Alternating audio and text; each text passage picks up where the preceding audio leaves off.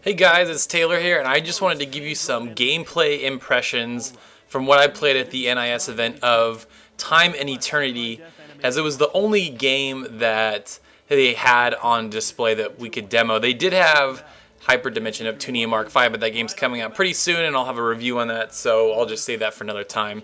But one thing I did want to say before I start this is that the end of the interview got cut off, so if the end of it seems a little weird or his answer seems off, I basically had to try to combine two of his answers into one, and it sounded a little weird, but basically he was saying that it's the reason why there wasn't as much deep systems is they wanted kind of a bigger audience to experience the game as people that play anime but maybe can't get in all these really deep systems of Disgaea to get into it because it has this really great story, but there is good enough gameplay that I think will hook people that play games.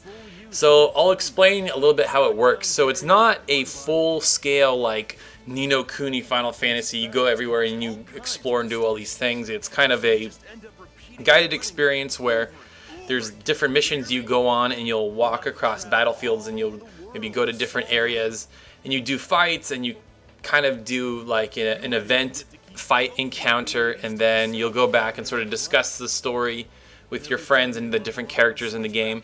But basically here, the gameplay from what I played, it's sort of like you don't have any other party members, it's just you, Toki or Toa, and one is sort of better from far away, shooting her gun and doing spells, and the other one's good at close-up, doing melee with her dagger or whatever weapon it is you have at the time. And so the battles all play out in real time. You can dodge either left or right as the enemy is throwing things at you or attempts to kind of hit you with their sword or whatever, so you can in real time hit left or right on the analog stick and dodge them, or you can hit forward to get into close range and kind of stab them or do a spell or whatever, and you can hit back and you can go to long range again. And you sort of have this little dragon next to you that will assist you in battle. They'll do spells, they will heal you, they'll do all sorts of things that can assist you as you're fighting.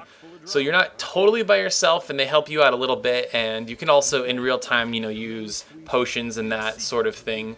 And as you level up, we skipped around in the game a little bit. As you get later into the game, you'll get more spells, and there's like a meter that progressively fills up, and once it fills up, you can do different skills like shoot fireballs or what have you.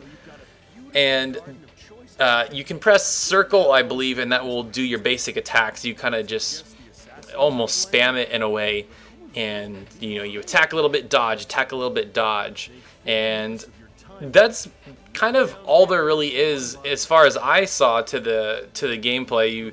You do a lot of these battles, and then you go back and you experience the story. But I found the battles to be pretty fun.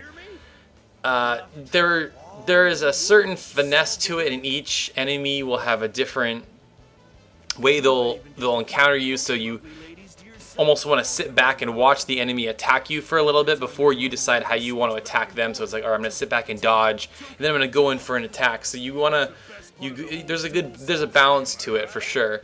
And one thing I will say is that the game looks beautiful running in real time. I was tweeting out some screenshots, and obviously you're watching gameplay right now.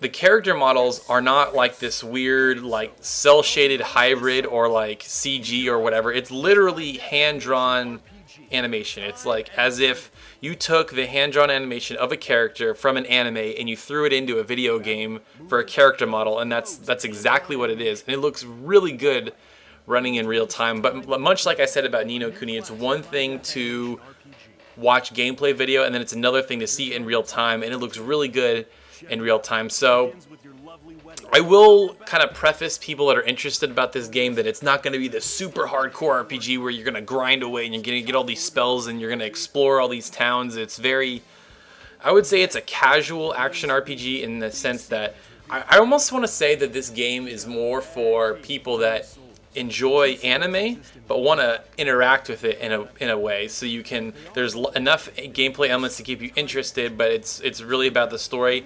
And then I think the people that like playing games like us, anybody that's watching this video, I'm sure that's interested in the game, I think there's going to be a good story to it, and the visuals will really hook you, and I think the gameplay will be enough to keep you going. You want to learn that next spell, you want to get into the next cool boss fight. So I just want to temper your expectations a little bit so you don't think it's this super grand, immense RPG where you're exploring all these things and there's like this really deep combat system. It's very, like I said, it's action-y, but it's not super in-depth like Disgaea. So hopefully that doesn't scare you off, because I found the game to be really fun, like I said, and it comes out this summer, and I will have a review of the game when it comes out. So stay tuned for the full thoughts, and if you have any questions about the game, definitely let me know in the comments.